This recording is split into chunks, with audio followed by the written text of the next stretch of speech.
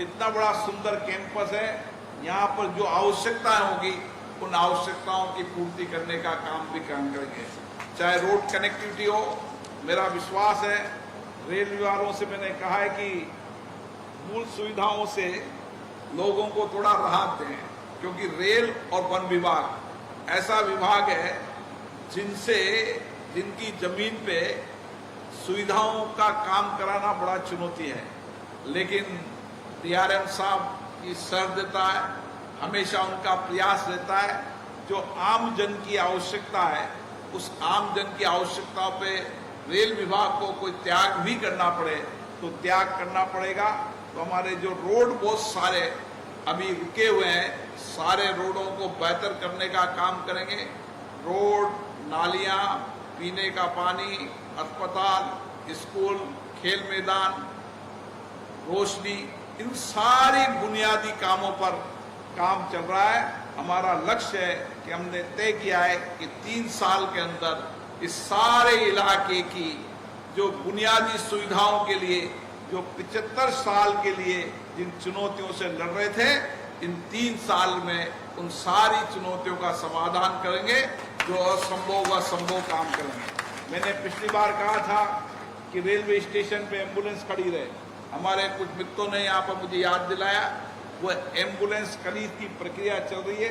मुझे लगता है कि 2-3 महीने में वो एम्बुलेंस, हमने साधारण एम्बुलेंस ली है, वो एम्बुलेंस जिसमें लाइफ सपोर्ट सिस्टम हो, ताकि कभी ट्रेन में एकदम अचानक कोई की तबीयत खराब हो जाए, वो लाइफ सपोर्ट सिस्टम की एम्बुलेंस यहाँ पर खड़ी रहेगी, ताकि लोगों को किसी भी चिकित्सा व्यवस्था के अंदर कुछ नहीं होगी। और आने वाले समय के अंदर रेलवे हॉस्पिटल के अंदर भी इस 6 महीने के अंदर एक बेहतरीन लाइफ सपोर्ट एम्बुलेंस यहाँ पर रहेगी, ताकि यहाँ के आने वाले कभी भी पेशेंट को शिफ्ट कोटा, जयपुर, दिल्ली कहीं भी करना हो तो यह सारी सुविधाएं यहाँ पर मिले। और इसके साथ ही यहाँ पर इस इलाके के अंदर एक शव वाहन भी इस इलाके में रहेगा, ताकि कभी कोई ऐसी दुर्घटना हुई तो उसको ले जाने के लिए टेम्पो। चलिए रुक करते हैं अगली खबर का। मुख्यमंत्री भजनलाल शर्मा आज जाएंगे डीग। दोपहर 3:25 पर पुंछरी का लौठा के लिए रवाना होंगे मुख्यमंत्री भजनलाल शर्मा। शाम 4:15 पर पुंछरी का लौठा पहुंचेंगे सीएम। इसके बाद शाम 4:25 पर श्रीनाथ मंदिर परिसर पहुंचेंगे मुख्यमंत्री भजनलाल शर्मा। 4:25 से 8 बजे तक स्थानीय कार्यक्रमों में शिरकत भी करेंगे सीएम पुंछरी का लौठा में ही रात्रि विश्राम भी करेंगे।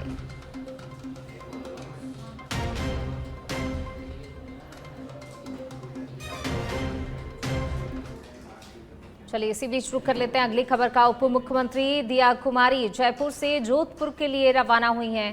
रेल मंत्री अश्विनी वैष्णव के निवास पर पहुंचेंगी दिया कुमारी। रेल मंत्री के पिता दाऊलाल वैष्णव को अर्पित करेंगी श्रद्धांजलि। दाऊलाल वैष्णव का कल निधन हुआ था।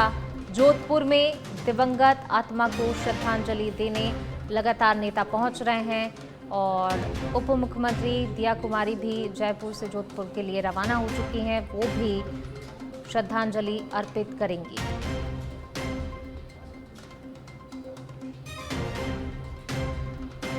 उप मुख्यमंत्री दिया कुमारी जयपुर से जोधपुर के लिए रवाना हो गई हैं। रेल मंत्री अश्विनी वैष्णव के निवास पर पहुंचेंगी उप मुख्यमंत्री दिया कुमारी। रेल मंत्री के पिता दाऊलाल वैष्णव को श्रद्धांजलि अर्पित करेंगी। तो लगातार कई नेता पहुंच रहे हैं श्रद्धांजलि देने के लिए। उप मुख्यमंत्री भी दिया कुमारी रवाना हो चुकी हैं, वो पहुंचेंगी और श्रद्धांजलि अर्पित करेंगी। चलिए रुक करेंगे अगली खबर का। जयपुर से खबर आपको बता रहे हैं। जिला कलेक्टर जितेंद्र कुमार सोनी की अहम बैठक। राजस्व संग्रहण को लेकर 5 विभागों के अधिकारी शामिल हुए हैं। कलेक्ट्रेट सभागार में बैठक। प्रधानमंत्री के 15 सूत्रीय कार्यक्रम पर इस बैठक में चर्चा हुई है। 5 विभागों के अधिकारी शामिल हुए हैं। राजस्व संग्रहण को लेकर कलेक्ट्रेट सभागार में बैठक हो रही है।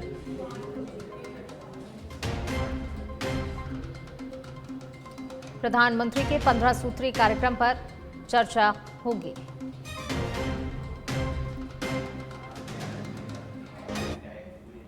चलिए रुक करते हैं अगली खबर का। मंत्री कर्नल राज्यवर्धन राठौर की पहल पर राज्य स्तरीय संगोष्ठी का आयोजन किया गया है। संगोष्ठी के मुख्य वक्ता होंगे कैबिनेट मंत्री राज्यवर्धन सिंह राठौर। आज पर्यावरण व औद्योगिक संतुलन पर उच्च स्तरीय संवाद होगा। कॉन्स्टिट्यूशन क्लब में राज्य स्तरीय संगोष्ठी पर्यावरण, उद्योग और खनन क्षेत्र के विशेषज्ञ विचार विमर्श करेंगे। संगोष्ठी का आयोजन किया गया है, यहाँ पर विचार विमर्श किया जाएगा। पर्यावरण, उद्योग और खनन क्षेत्र के विशेषज्ञ विचार विमर्श करेंगे। मंत्री राज्यवर्धन राठौर की पहल पर राज्य स्तरीय संगोष्ठी का आयोजन किया गया है।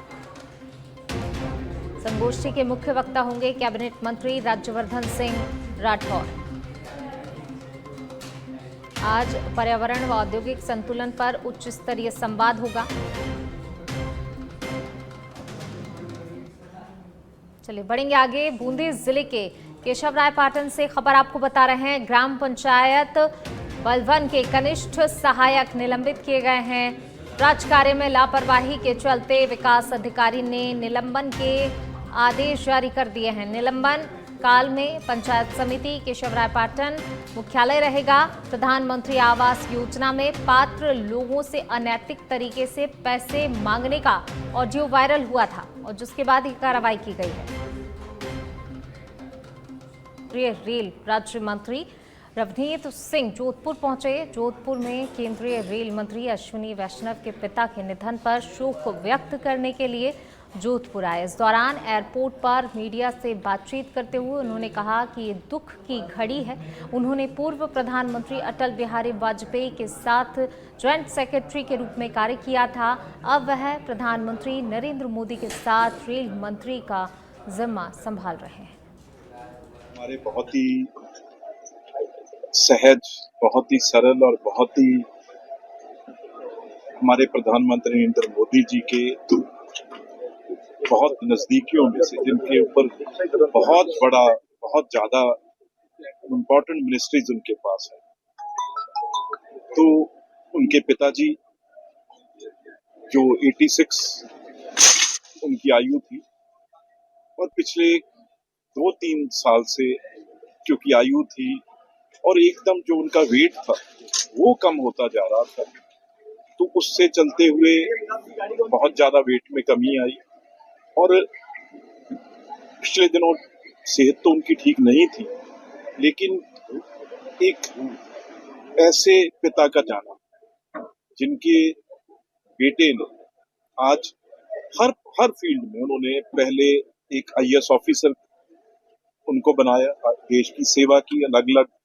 जब माननीय प्रधानमंत्री जी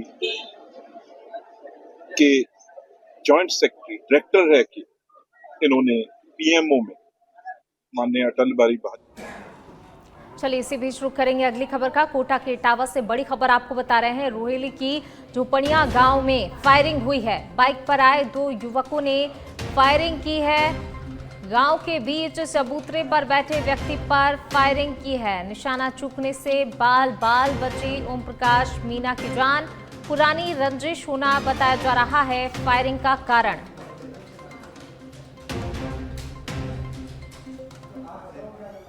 चलिए बढ़ेंगे आगे। बात अगली खबर की। टोंक में गौ तस्करी के खिलाफ बड़ी कार्रवाई देखने को मिली है। महंदवास पुलिस ने टोल नाके पर कंटेनर पकड़ा है।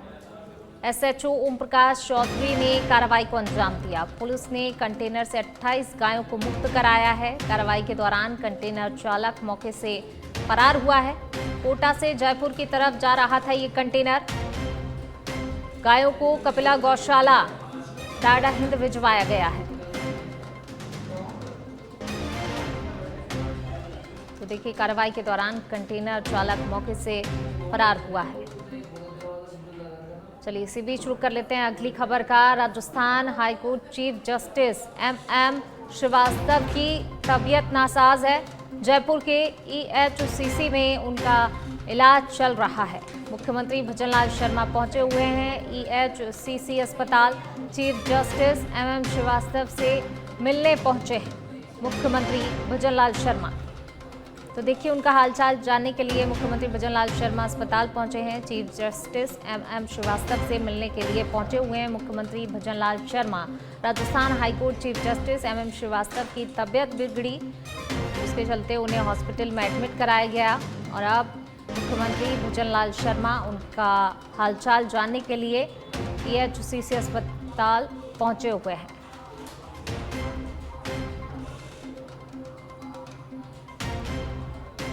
चीफ जस्टिस एम श्रीवास्तव से मिलने के लिए मुख्यमंत्री पहुंचे हुए हैं। उनकी तबीयत अचानक से बिगड़ी, जिसके चलते उन्हें EHCC हॉस्पिटल में एडमिट कराया गया और जैसे ही जानकारी मुख्यमंत्री को लगी, मुख्यमंत्री उनका हालचाल लेने के लिए अस्पताल पहुंचे।